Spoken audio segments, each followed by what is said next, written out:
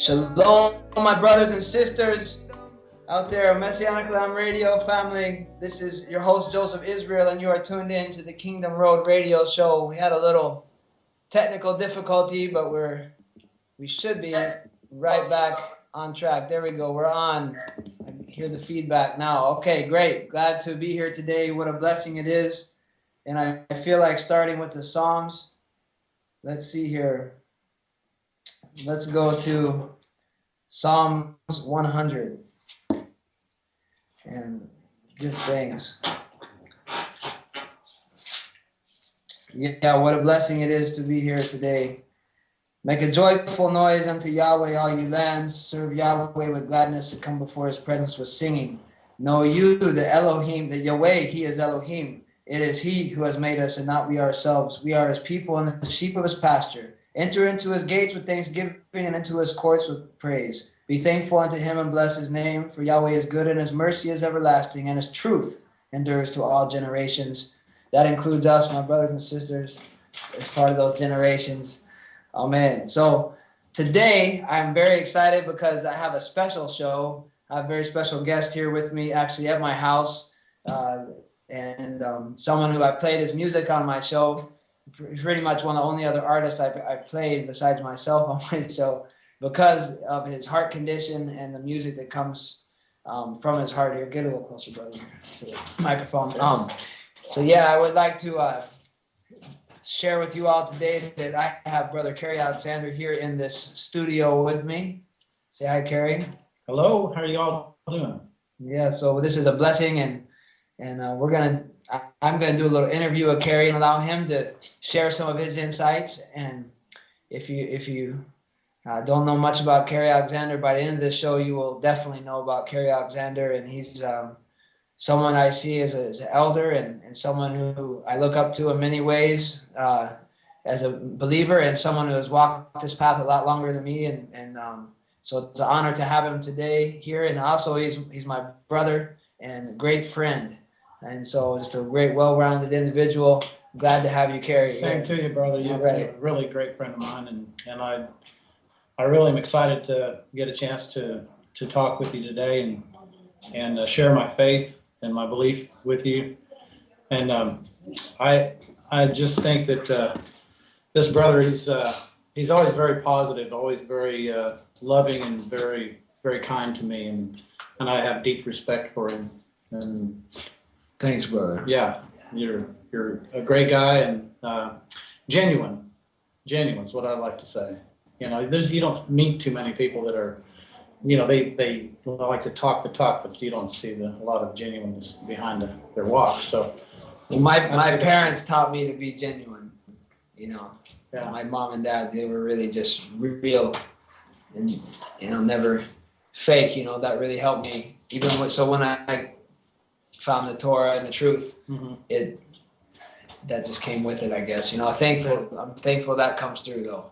Well, I think when you're genuine and you lay your eyes on the Torah like that, it's like it's an eye opener. You go, wow, this connects. You know, it's always an eye opener. In fact, today I was reading the Torah portion for this week, and I mean, how many times have I read the Torah portions and they're still just so exciting? I mean, some weeks are even more exciting than others. Oh, absolutely. But like this week is just it's blowing my mind. Just how amazing the commandments are and the reminders and what our ancient forefathers went through so that we could have this chance today to serve our Creator. As it says, the truth endures to all generations. And that generation that walked through the desert still lives with us. You know, we're experiencing what they experienced, but then we experience, in this time it's a new desert, and we have a new choice, but it's the same choice. To put the Father's commands first, and I maybe just give a little. Well, I just love the scriptures. You know, people call this the Old Testament, which is really the worst thing you could call it, because as you're reading it, you realize how contemporary it is to your life, and it really affects you if you're willing to walk in it and walk it out. It has a huge impact on you. I've always believed that this, I want to view the scriptures as a personal letter to myself. And I think that's the best way that you can internalize it so that you can let it affect you. Otherwise, you're just you're thinking of this book as needing to apply to this individual or that individual or something else, and you don't ever bring it to yourself and That's a good point. walk it right here in your heart. I've experienced that myself. You read the scripture and you start thinking about, oh, this person, this is where they messed up, or this is what they need to do. But if it only works when you apply it to yourself. I mean, once you've applied it to yourself and gained the correction, you know, like Moses, someone like Moses or David, or, you know, these brothers applied it to their life, so they some different times became instructors, or they could actually stand as a congregation leader, as a tribal leader, like, you know, the prophets were. But for the most part, they never would have been chosen for that mission had they not internalized it first. Right. I mean, that wasn't the other thing I think is beautiful is about the prophets is that wasn't their goal wasn't to be a prophet. Right. That was like Moshe. Yeah. He's backing out of that deal. All of them. Jeremiah was like, wait, I'm a young man, I'm a child, I can't do this. You know, David is like, I just want to raise these sheep. Right. You know? Right. Throw some rocks at some lions. Yeah. You know, whatever. Play my guitar on the mountainside. Yeah. So. But, you know, the beautiful thing about that is no matter how you're raised up, Yah can use that as a benefit for himself. He can pick out your good qualities that he's brought you through. Unbeknownst to you, he's brought you through all these different things to prepare you for a higher calling. And it's just like David, for instance. Yeah. Awesome. That's a really true. Well, I want to welcome you to Messianic Lamb Radio. This is a really neat family, this ministry that Brother Mark David started, and there's about 40 of us that have shows, and including Paul Neeson, the raw food activist, health food activist, and it's a really great group of people. I haven't heard everyone's show, but there's another show that comes on after me, Brother Marlon from Hurlock from Jamaica, actually. Oh, nice. And the Jamaican believers have grown tremendously since I've been down there. In the last 5 years, the word of Yah has taken root, and I can't wait to get back. Greater interpretations. Yeah, I mean, they're calling upon the true names. There's congregations. So the whole thing is just blossomed, and Jamaica is a really, real spiritual place. So for that to happen, I mean, I always was down there thinking, man, if this could get through here, because, you know, there's a lot of Christianity, and there's the Rasta and that whole thing.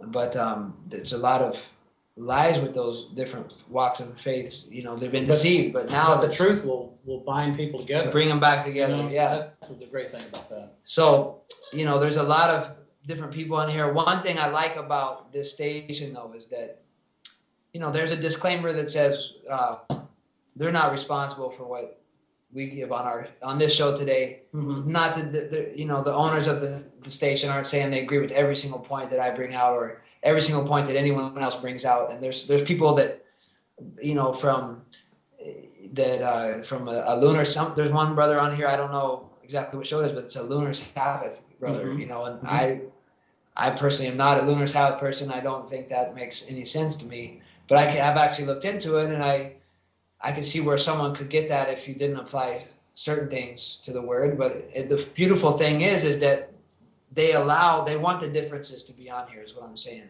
Mm-hmm. And something about you, this is where I'm getting to, is your first question, is that something about you that I love is that you also have, maybe it's through your time with the word and the path, but you have a very open-mindedness.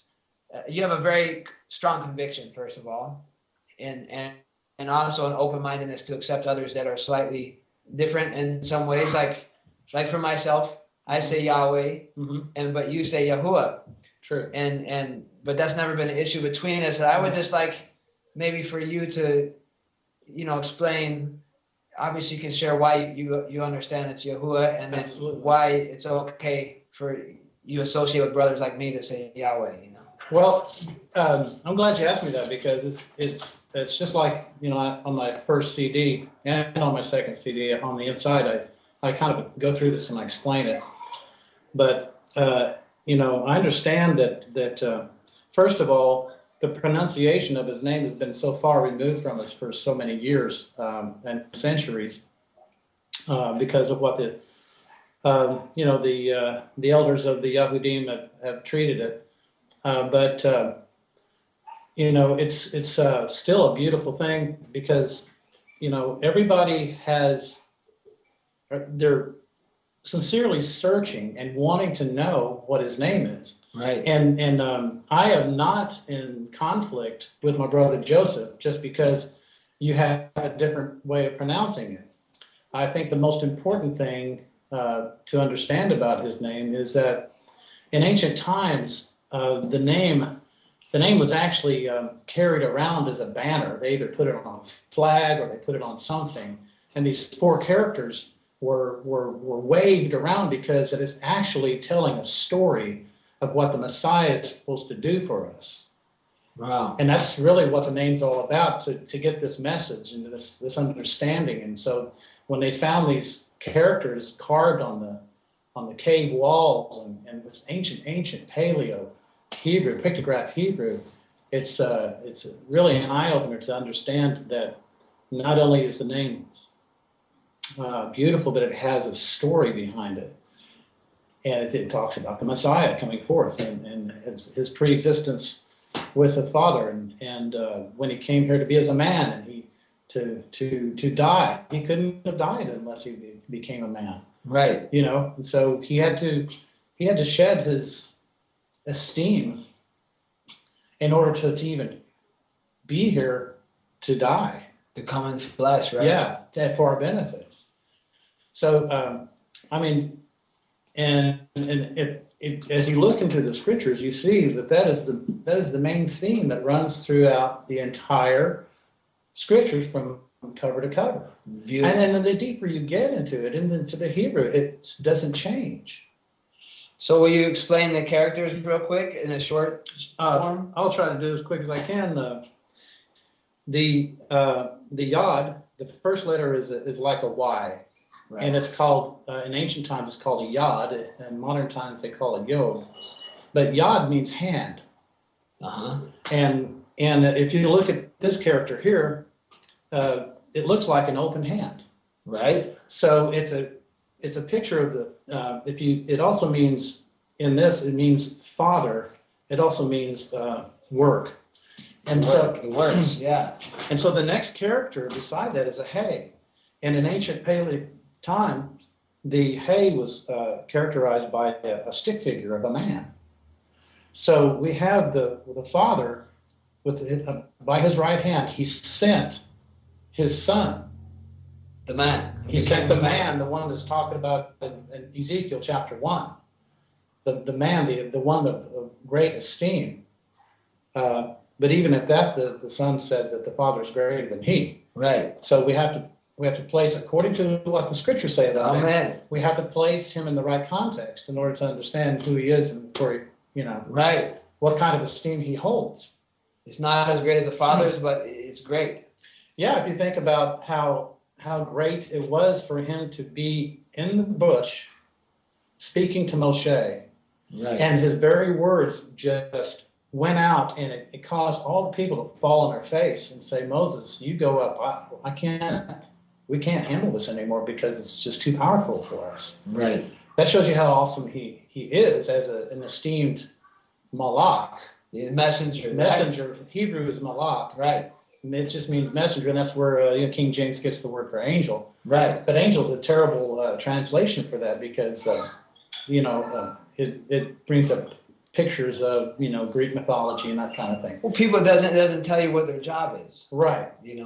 Right. And the job is as a messenger. For people, when you tell them that the Messiah is a messenger, they don't have a problem. If you say that at one time he was an angel, they have a problem. All of a sudden they start to think you're doing something wrong, but really it's because they don't know the truth of the word. Right. And it's not that I'm trying to downplay the role of the Messiah. It's not that at all. The thing of it is that he's the highest, absolute highest ranking malach in the heavens that controls all the other malachim. I agree. Yeah. 100%. Yeah. And so to understand this is a great mystery. That is. It's a great mystery. And so there's a lot of people that have this problem trying to place the Messiah. Well, was he God, or was he man, or just what was he? You know, and so he was in the beginning. He was the beginning. He was the beginning. Yes, but if you understand, if you take these characters, and you follow them through the letters in the name, he shows you that he was with the Father from the beginning. So the Father is the right hand. Yeah, the hand of the Father. Yes. Yeah. In Psalm 110, it says that he said, "Sit at my right hand. Sit at my right hand till I make your enemies your footstool." Yeah. So there. It is in the name. You have the Father's right hand, and then you have this man at his right hand. Yep. So that's the Son. The next thing that happens, and the appointed time, is that the Messiah comes as a man. He drops off all of his esteem so that he could die. But then he's raised up again, and he's at the right hand of the Yod, again, the Father, the one who sent him. So the torture stake becomes the Wa, is what you're saying? Yes, because the Wa literally means destruction. Really? Yes, the Wa means destruction, and the word Hua means destruction as well. And people get all bent out of shape about that idea because, wait a minute, my Elohim, my God, couldn't be about having anything to do with the destruction in his name. Well, but if you understand that the Messiah had to come to allow himself to be destroyed. Wow. To allow himself to be destroyed so that we could spring up a newness of life. That's the greatest mystery that there is. I mean, how can an illuminated, esteemed being bring himself up to the point of death for all of mankind? I mean, it would be a hard and see this. We think this brings up another thing. I just think it's the opposite of what the devil did. The devil was not as great as the Messiah, but as Halel, before he became Satan the devil. Yeah, the adversary. He was is also translated Lucifer, the light-bearing one. He was one of the morning sons that sang with the Messiah. They used to sing praises together. Interestingly enough, the Messiah is called the bright morning star as well. Exactly. So I just want you guys to know we've never even reasoned about this stuff. So this is just the Spirit working on this, beautiful harmony here. But because we read the Word, we reach the same conclusions, I guess. What I do is I ask for the Spirit, the Ruach, to show me these things as I'm reading it. And it's not up to my own personal interpretation. Okay, so just before we're about to go to a song, but I want to just so the Yud, Hey, Wahe. Mm-hmm. Now the symbols in the Paleo are the hand, mm-hmm. the man, and then destruction, which is a nail. Or? Yes, it's the Wa is represented as either a nail or a tent peg. Okay. Yeah. Because a tent peg refers to our covenant.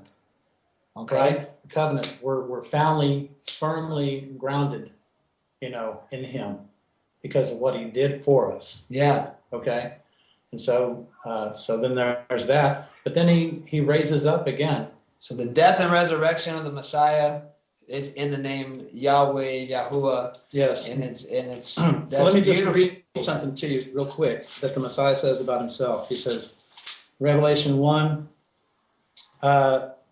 it says, verse 17, it says, and when I saw him, this is Yochanan talking, John, when I saw him, I fell at his feet as dead, and he placed his right hand on me, saying, do not be afraid, I am the first and the last. So there's the first little stick figure of the man, and the second little stick figure of the man. Oh, that's nice. Okay. Yeah.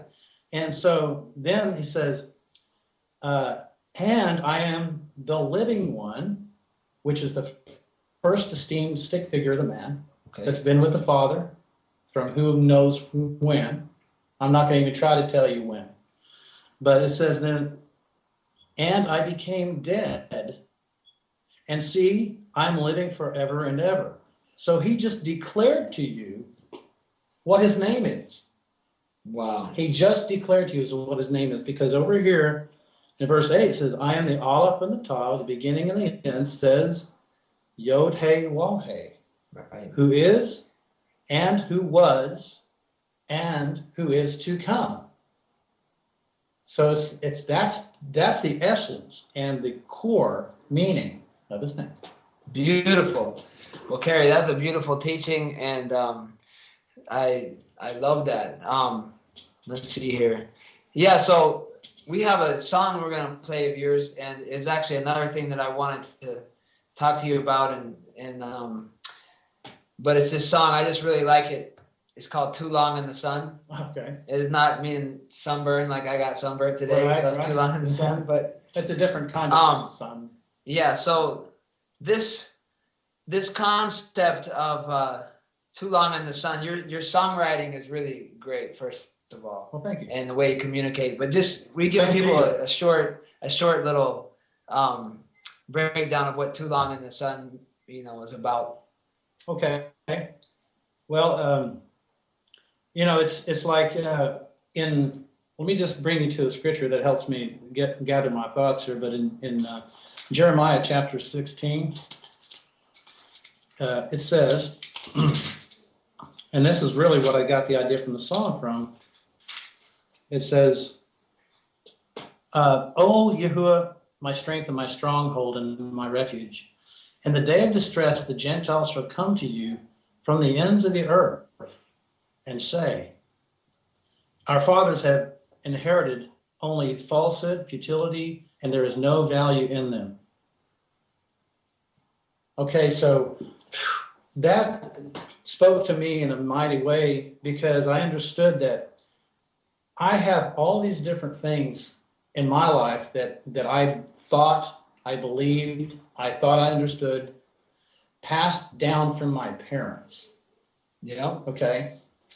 And they as well. They had it from their parents, and their parents had it from their parents. And so we've been brought up in this falsehood, futility, and lies, unbeknownst to us. And that's not necessarily a sin on us. But the problem is if the truth is being presented to us, and we see error, we begin, through his Spirit, beginning to see different things that are not working in the truth, right? Then we become aware of it, and when you don't change then, you don't make a change after something consciously you understand to be wrong. That's where the problem comes in. Beautiful. So we've all being raised up in this falsehood, futility. But you know what that does for me? It gives me a lot of. I'm very. I've learned not to be so harsh on my brother. Yeah. Okay, because we've all been raised up in this. Right. So it's our job now to go and ask the Spirit, the Ruach, to show us these things in the Scripture, or even outside the Scripture, we can learn things, we can find things, and Paul says, prove all things and hang on to those things which are good. True. Amen. All right, so we're gonna go to a little break, and then we're gonna go to. We'll come back with Carrie Alexander, Too Long in the Sun. Thank you, brother. You are listening and being encouraged by Kingdom Road Radio Show with Joseph Israel, right here on Messianic Lamb Radio. Fight the flu with Defense and build your immune system naturally. Defense is a blend of natural remedies including black cumin oil, rice bran, muscadine grapes, shiaga, and heart of garlic. Scientists indicate that black cumin essential oil has properties known to reduce allergies, stimulate bone marrow to produce immune cells, and help inhibit infection in cancer cells. The stabilized rice bran is a whole food and high concentrate extract providing essential fatty acids, trace minerals, amino acids, and phytonutrients that are lacking in our modern diet. diet. These properties are known to be especially helpful when exposed to radiation. Muscadine grape is known to be high in antioxidants, which may help to restore immune function. Shiaga, which grows naturally on cone-bearing trees, help to stimulate our T cells and white blood cells for the body's immune system. Last but not least, the heart of garlic with its allicin properties provide a natural defense against bacteria, parasites, and fungal infections, and helps to remove heavy metals and other toxins. For more information and to save on our special of buy 10 and get 2 free, go to MessianicLambRadio.com and click on Remnant Remedy. Welcome back to the Kingdom Road Radio Show, live here on Messianic Lamb Radio, promoting a lifestyle of hope.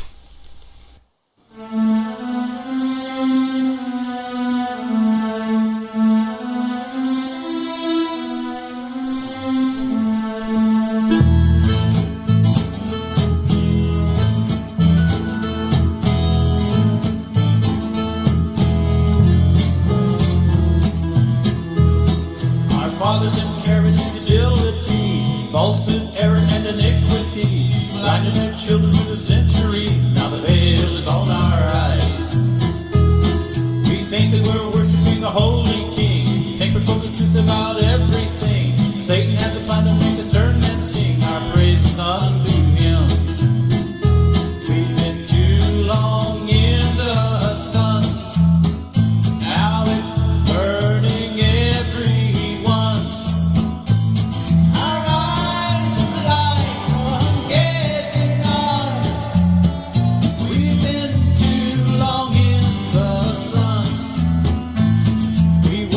All when we call upon the Lord, we love Nimrod by the tree that we adorn. We decorate our eggs and the truth we ignore, and we cling onto their lies. We never left Egypt and the pagan ways, the remnants of Babylon all our days, all the days of the week and the Sunday. We've got to accept them all. We've been too long in the sun, now it's burning everyone.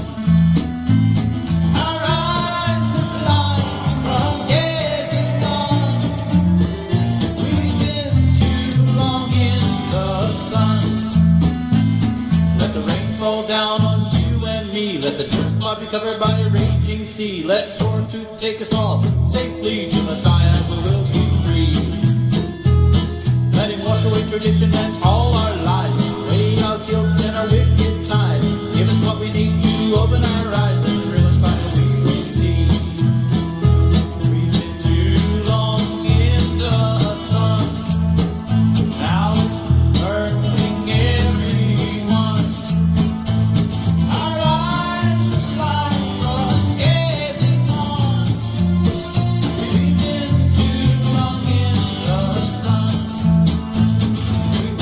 All when we call upon the Lord, we love him right by the tree that we adorn. We decorate our eggs with the truth we ignore, we cling on to their lies. We never left Egypt and the pagan ways, the remnants of Babylon all our days, all the days of the week and the Sunday. We thought we accept them all. We've been too long in the sun, now it's burning everyone. Our eyes are blind. Gazing on, we've been too long in the sun. Let the rain fall down on you and me. Let the truth cloud be covered by a raging sea. Let the truth take us all safely to Messiah, we will be free. Let it wash away tradition and all our lies, away our guilt and wicked ties. Give us what we need to open our eyes, and the Messiah we will see. Too long in the sun, now it's burning everyone. Our eyes are blind from gazing on. We've been too long in the sun.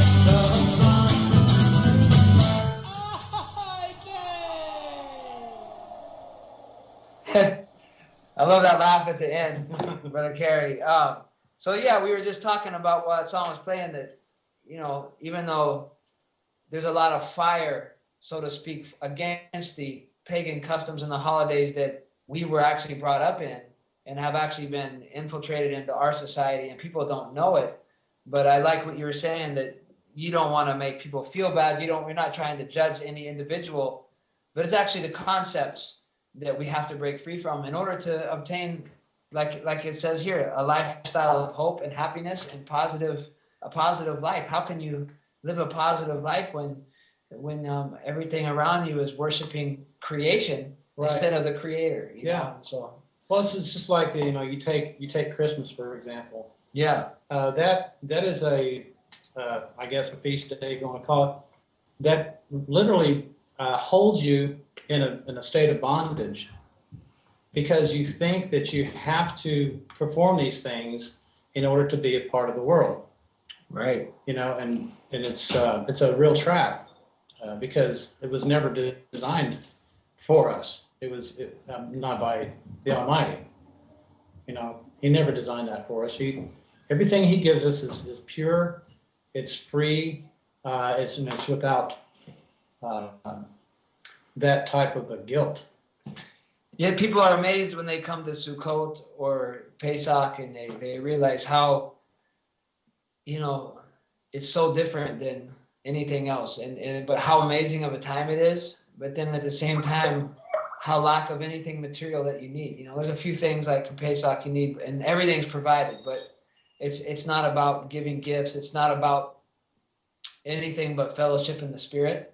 Yeah. And that when you show up for that meeting, the divine appointment, right, you feel it, and then you realize how great the Almighty is, because with all the millions of people that are doing that, He's with all of them, even if their hearts are right. Right. So it's a beautiful thing. He reigns on the just and on the unjust. Amen. So actually, I just wanted to tell the people about your music a little bit. Okay. So you have 2 albums, right? True. My Jubilation and Worthy is the Lamb. So My Jubilation, where can they get that out? Where can they get your 2 albums, first of all, if they want to buy them? Well, you can go to Fossilized Customs. Lou White is selling those 2 albums. Okay. Also, you could actually order it straight from me if you wanted to. All I had to do is give you my email or my. Are you going to answer that email? I better. I'm going to announce it on the radio, and I better hire somebody to be close to that email. Right. Yeah. Right. So what's your email? It's Yahoo Man. It's YAHUMAN at PLDI. That's P as in pop, L as in love, D as in dog, and I as in you and I. Okay, great. Well, and also .net. .net. Okay. So one more time, just say the whole word. Yahoo Man. Yahoo Man at PLDI.net. Okay. And if you really can't get them there, you can always contact me through Messianic Lamb Radio. I'll make sure you can get a hold of Carrie.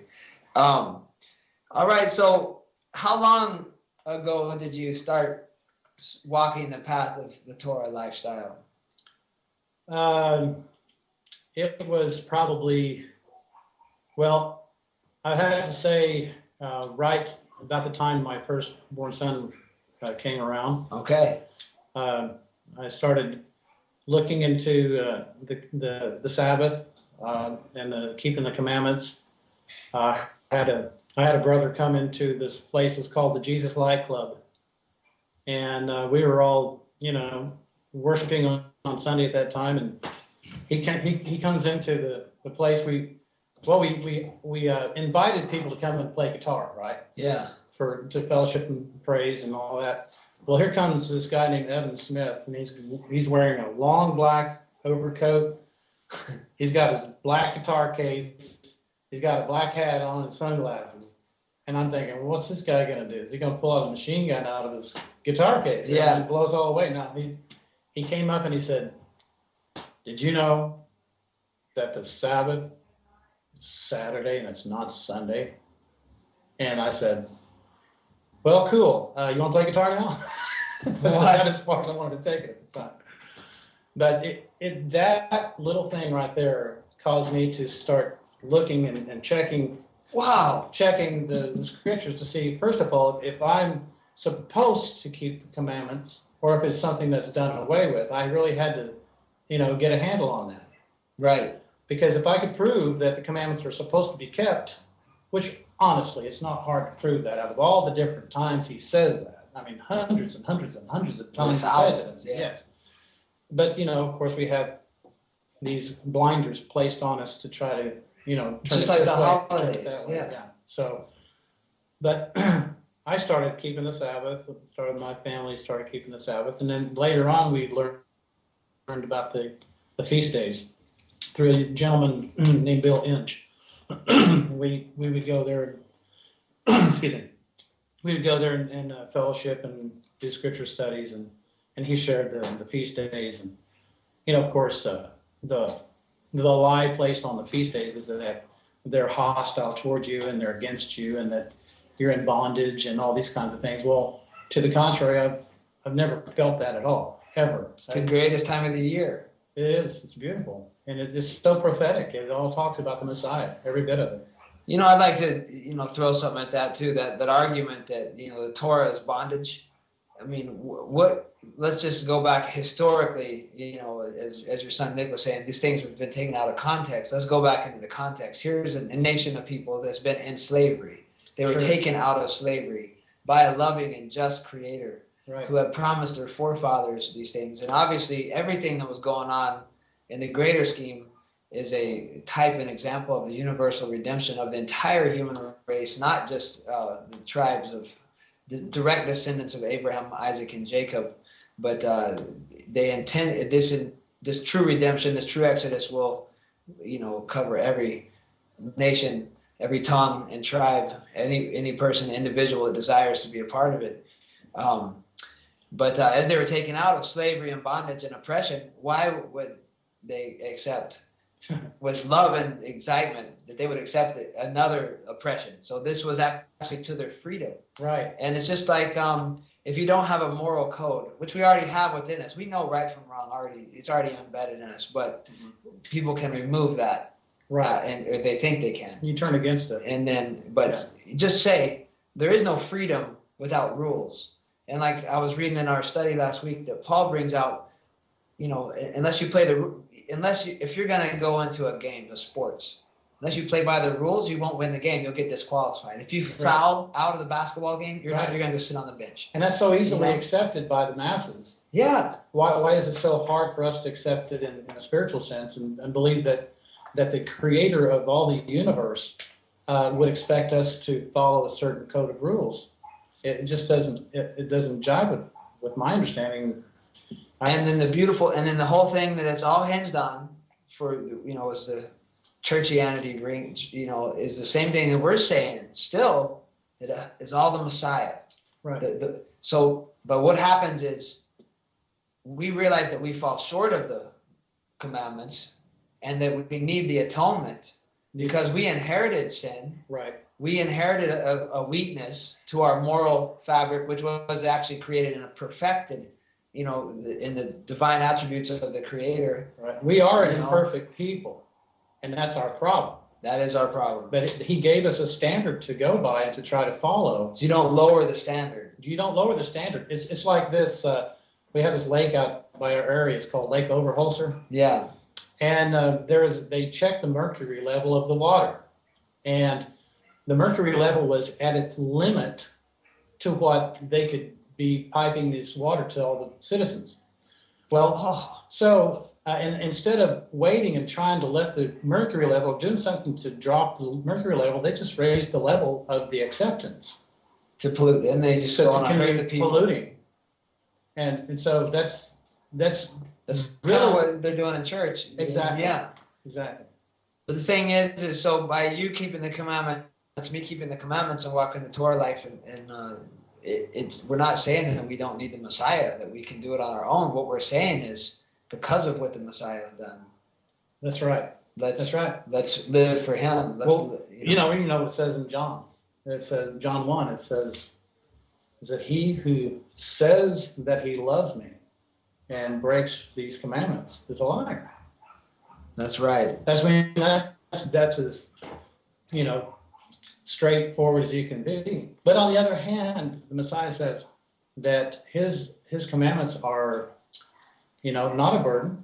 They're light. His yoke is easy. That's right. You know, his ways are easy and they're light. And King David says your commandments are broad beyond measure, so that the scope of what they mean and how to understand them and how to apply them is a lifelong, exciting journey. Right. And so we're going to take a little break here and go into the last song we're going to play. We'll come back to finish out the show, but this one is Worthy is the Lamb.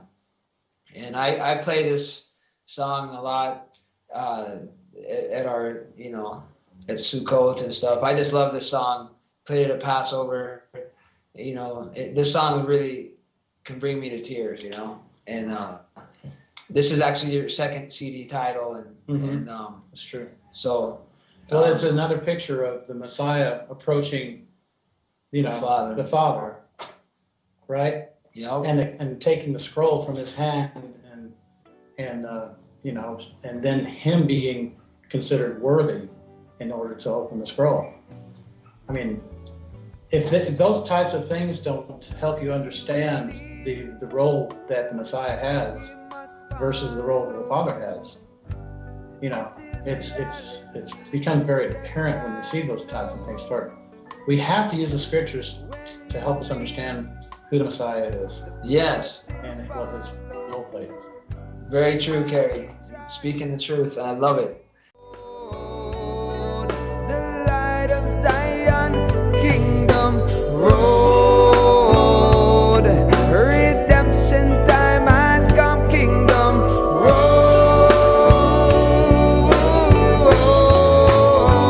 Kingdom Road. We always in the sun, Kingdom Road. The Lamb of Zion, Kingdom Road. Redemption time has come, Kingdom Road.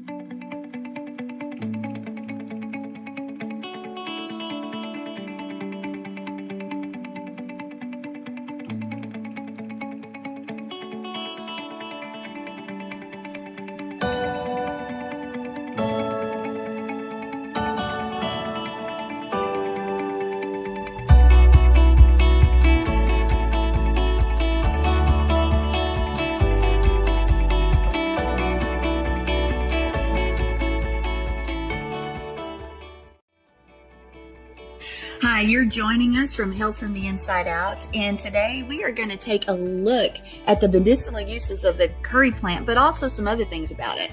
And what is the curry plant? It's this. Let me show you. This is what it looks like.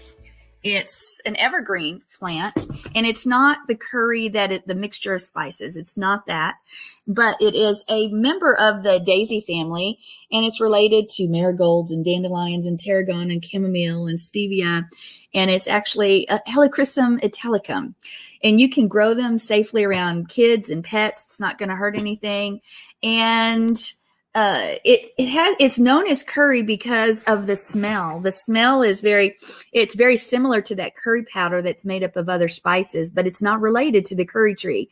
And it's the fragrance doesn't go unnoticed, and it's actually a big part of the perfume industry, and it's used as a fixative and to prolong the retention of the aroma on your skin. So just if you never knew that, that's something else we didn't know today. But as a medicinal herb, the curry it was known by the Greeks and Romans in ancient times to use as medicine. And in herbal books of the Middle Ages, it was also talked about because it has some healing qualities to it. In P.A. Matholi said in his book that the herb was used against snake bites, urinary problems, and apparently other various women's issues. And that it was also used against moth infestation. Okay, that's interesting, isn't it? But even today, there are other medicinal and naturopathic procedures that can be used with this curry plant. In traditional medicine, the oil was a treatment for problems like burned skin and wound healing and internal bleeding and fever and coughing. And the flowers actually make a good herbal tea, and we'll talk about that in a minute too. But you can use this plant for wound cleansing and relief of colds like bronchitis and coughs, and for the disorders of the lymphatic vessels. You can also use it for mild depression and nervous restlessness and other skin problems like itching and eczema, which is good to know for me, as well as bruises. And then here's one. It's used for hemorrhoids. Not quite sure how you do that, but it's what it says. So you can use it in your tea. But again, as I said earlier, you use the flowers. There's little yellow flowers. I didn't get something up for you guys to see, but you'll recognize it from dried floral arrangements and things like that. If you ever look it up and look at the flowers, it's a shrub. It's a perennial shrub, but it can't handle like really freezing temperatures. So I put mine in a pot, and we'll grow the pot as the plant grows, and I may even get more. So, but it is also good. You can use it in your kitchen. Yeah, use it as something to flavor your rice or chicken, or people have actually used that oil in soft drinks and baked goods and ice creams. I can't imagine that. But with vegetables and chicken and fish and rice and beef, all of that is supposed to be really, really good. And so try it. Hey, try it. Get those leaves in there and try it. But you can either finely chop the leaves up, or you can even use the whole branches, I guess, cook with them and then remove the branches when you are about to serve the dish. Don't keep the branch in there because that flavor will have already come out. But with the oil itself, as I said before, the helichrysum oil that comes from the flowers of this plant, it is good for antiseptic and antimicrobial, which it helps cure your wounds, and it speeds up the healing of cuts, and so there's not as much scarring, as well as it helps with your blood health. And because of the anticoagulant properties in it that prevent arterial blockages by preventing the thickening. Now that's something good. And it crashes the blood clots by stimulating enzymes that dissolve the clots. And it's used with ylang ylang essential oil to reduce blood pressure. Also, it helps with inflammation and fever and soothes sore muscles. And it helps with an irregular heartbeat and heart palpitation, and also prevents strokes. That's just a few of the uses of this curry plant. Why am I telling you this? Because you know what? We need to grow in our yards and our gardens plants that, in my opinion, things that we can use as medicine, as on food, not necessarily pretty, although I think that it looks pretty as well when it's grown. But we have so much space in our yards to grow something healing, and that may be the route we have to go soon. So I encourage you to look into the health uses of the plants around you and to grow healthy things that you can take and you can use as your medicine. Okay, that's my spiel on curry. So you guys can come on in. If you want to have something to say, great. If not, we're going to go to the next segment. So I like curry. But remember, it's not curry like the India curry. It's not that. Oh, it's not that kind of curry? No. Well, then why didn't they name it something else? They named it because it smells like the spices that you mix together for curry. Okay. Yeah. Talking about growing things in your garden that you can have for medicinal purposes, we have a friend that's from Brazil, and she told us, she said, when we got sick, Mama went to the garden. Yeah, that's good. She said, when we got sick in Brazil, Mama went to the garden. She had that out there she'd give them. So, But that's good.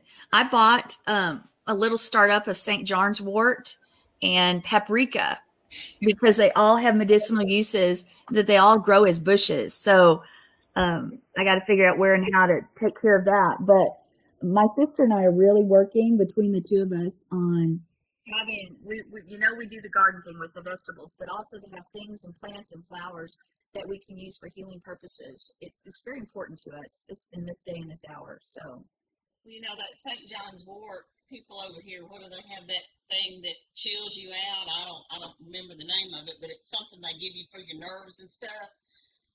In England, they have the allopathic and the naturopathic that work alongside each other. They'll give you the naturopathic before going to the allopathic is the regular pharmaceuticals. And so they'll give you the natural and so they will prescribe St. John's wort. They'll give people St. John's wort before they start giving them the pharmaceutical part of it. And actually, oh gosh, they said like a huge percentage of people have that rather than putting them on the pharmaceutical. Over here, we have forces that be that don't like the natural. That's all I'm saying about that. That's my story. I'm sticking to it. Bob's statement. I'm sorry, Sherry. I did not want to disrupt things, but I saw that. What Bob's now we have Mama Pharma. Yeah. That's exactly what you're talking about, but it's so good. Thanks, Bob. That's good. well, as we always say on this health segment, we are not doctors or anybody else. This is just study and research that we've done on our own. So you go check it out for yourself, figure it out for yourself. I'm just encouraging you that Yah's created plants and things out there that we can use to help keep our bodies healthy or heal issues. And that knowledge has been lost and forgotten over the centuries, and we need to get it back. So, The common aspirin comes from the bark of a tree. That's right. And that it wasn't, I forget who it was, Bayer, I think it was, were the problem with it is they didn't know how to get the dosage right. And then I think it was Bayer that came out with a way to get the dosage correct in aspirin. Aspirin is actually, they buffered it and they, made it where it would work in the body better, because you'd have one time it would be too much and one time too little. And they were the ones that, so actually aspirin is actually don't quote me on this, but I kind of view it as a natural thing because it is coming from the bark of a tree. Big Pharma years ago got a lot of their stuff. It wasn't always stuff made in the lab. It came from nature. Yeah, It's got to come from somewhere. it's true. Thank you. We are richly blessed to bring you what we believe is the fullest, most diverse, yet up-to-date progressive teachings, discussion, and prayer programming you can find anywhere on this planet. Be sure to take the tour of the MessianicLambRadio.com website. I'm Susan Hoogie, thanking you for joining us on the Messianic Lamb Video Network.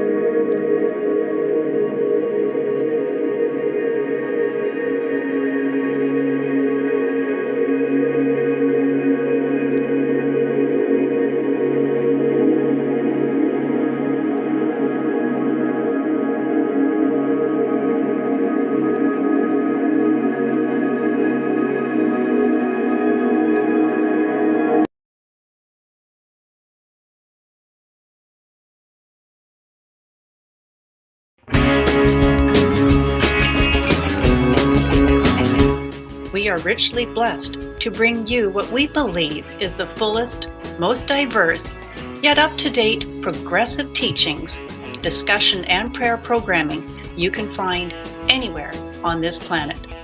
Be sure to take the tour of the MessianicLambRadio.com website. I'm Susan Hoogie, thanking you for joining us on the Messianic Lamb Video Network.